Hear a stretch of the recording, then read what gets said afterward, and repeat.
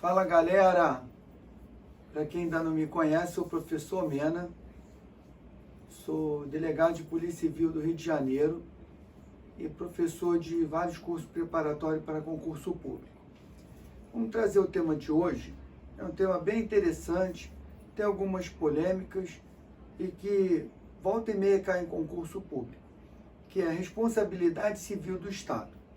Beleza, vamos começar pelo beabá, né? Diante da evolução do direito, né, várias teorias foram desenvolvidas e adotadas ao longo da história, e hoje a teoria adotada pelo direito administrativo, pela doutrina e jurisprudência, é a teoria do risco administrativo, né? Baseado no fato de que a administração tem inúmeras atividades a desenvolver, né, e elas têm os seus próprios riscos. Então, a responsabilidade civil hoje, pela teoria do risco administrativo, é objetiva, também chamada de responsabilidade civil sem culpa. Vamos adiante. Onde é que está escrito isso? O artigo 37, parágrafo 6º da Constituição Federal. As pessoas jurídicas de direito público e as de direito privado prestadoras de serviço público responderão pelos danos que os seus agentes, nessa qualidade, ou seja, no desempenho de uma atividade pública, causarem a terceiro, assegurado o direito de regresso contra o responsável no caso de dolo ou culpa. Então, vamos pegar um gancho. Jurisprudência do STF não pode cobrar a responsabilidade civil diretamente do agente público.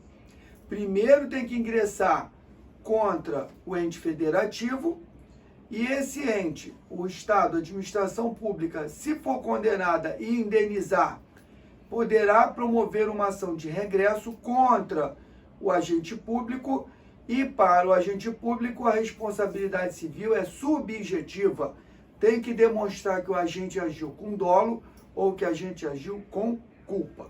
Beleza, vamos adiante. Então, a responsabilidade civil objetiva ou responsabilidade civil sem culpa, ela tem que ter 3 elementos para que possa ser promovida. Tem que ter o fato, tem que ter o dano e tem que ter o nexo de causalidade entre o fato e o dano. Beleza. E aí a gente não pode deixar de lado as excludentes da responsabilidade civil do Estado, que são situações em que o Estado fica isento, fica imune à responsabilidade civil. A primeira é o fato da vítima, né, chamado de culpa exclusiva da vítima, quando a própria vítima causou dano, como por exemplo um suicídio. A vítima resolve se matar e se joga na frente de uma viatura da polícia. A responsabilidade civil do Estado não vai existir porque o fato foi exclusivo da vítima. Fato de terceiro, né, ou culpa de terceiro, quando é um terceiro que causa o dano, excluindo a responsabilidade civil do Estado. Outra hipótese é praticada em legítima defesa no exercício irregular de direito. Tem um amparo lá no artigo 160 do Código Civil, que fala mais ou menos assim: quem age dentro do direito não causa dano a ninguém. E por último, caso fortuito e força maior, que para alguns autores, caso fortuito é ação do homem e força maior é ação da natureza, para outros é o contrário. O fato é, caso fortuito e força maior é sinônimo de evento imprevisível e inevitável. Essas 4 situações excluem a responsabilidade civil do Estado. Vamos adiante. Agora que vem a polêmica. Porque a responsabilidade civil do Estado por ação é pacífico, não tem controvérsia, é objetiva e ponto. Mas a responsabilidade civil por omissão existe controvérsias, tanto na doutrina quanto na jurisprudência. Encontramos decisões do STJ e do STF que, em algumas, dizem que é subjetiva, noutras dizem que é objetiva. Beleza, vamos adiante.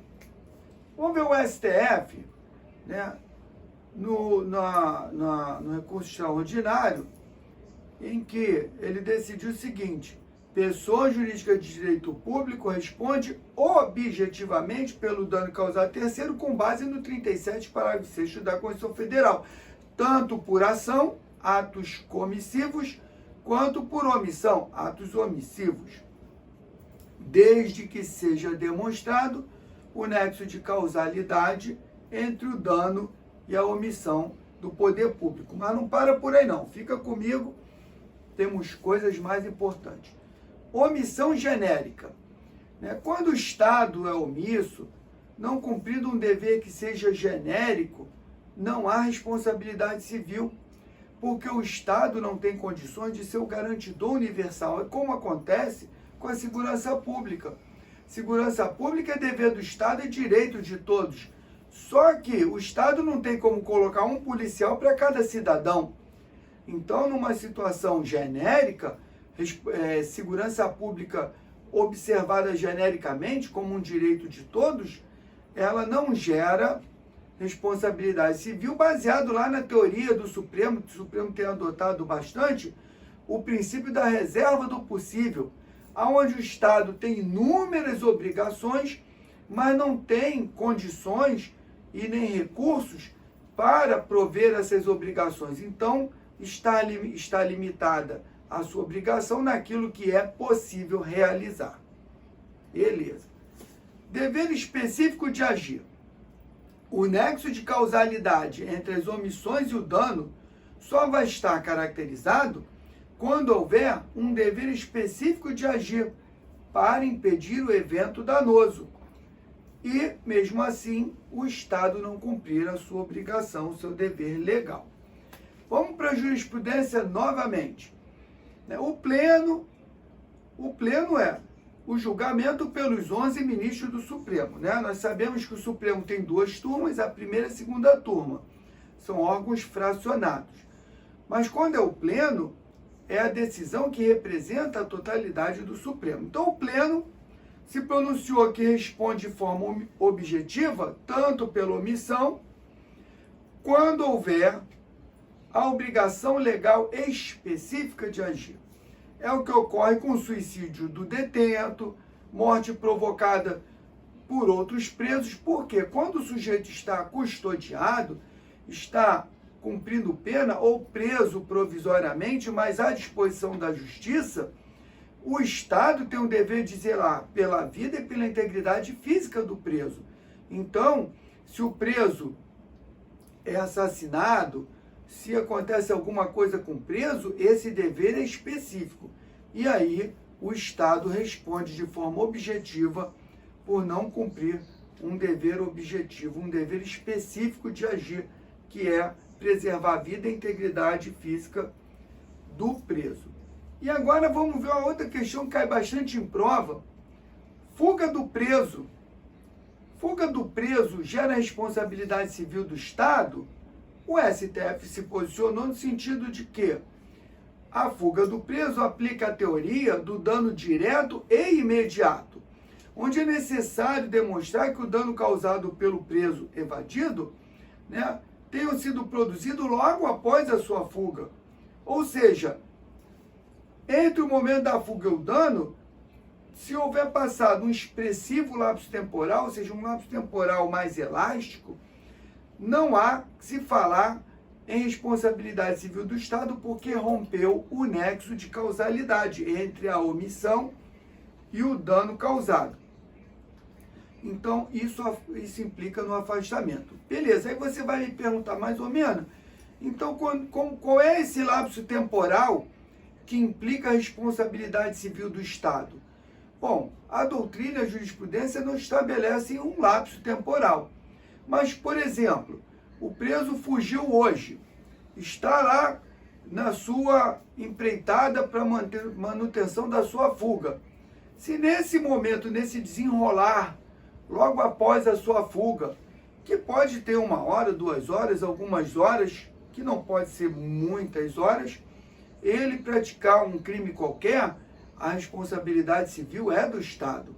Agora, se ele fugir hoje e na semana que vem ele for praticar um roubo, e esse roubo se desenrolar, por exemplo, um latrocínio, o lapso temporal rompeu o nexo de causalidade. Então, não tem um prazo certo.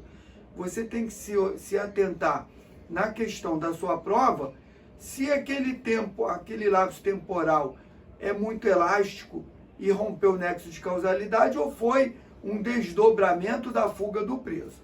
Beleza, vamos adiante. Conclusão. Responsabilidade civil por omissão não há ainda uma unanimidade, mas vem se consolidando na jurisprudência que as pessoas jurídicas de direito público respondem objetivamente pelos danos que causaram a terceiro tanto por ação, atos comissivos, quanto por omissão, atos omissivos, desde que a omissão tenha demonstrado nexo de causalidade e uma omissão seja específica, um dever específico de agir para impedir o resultado. Beleza, gente? Então ficamos por aqui. Me acompanha lá no meu YouTube, é prof.omena, se inscreve no canal, tem um monte de vídeos lá interessantes para o seu aprendizado. O meu Instagram é @prof.omena. Espero vocês no próximo vídeo. Bons estudos e boa sorte.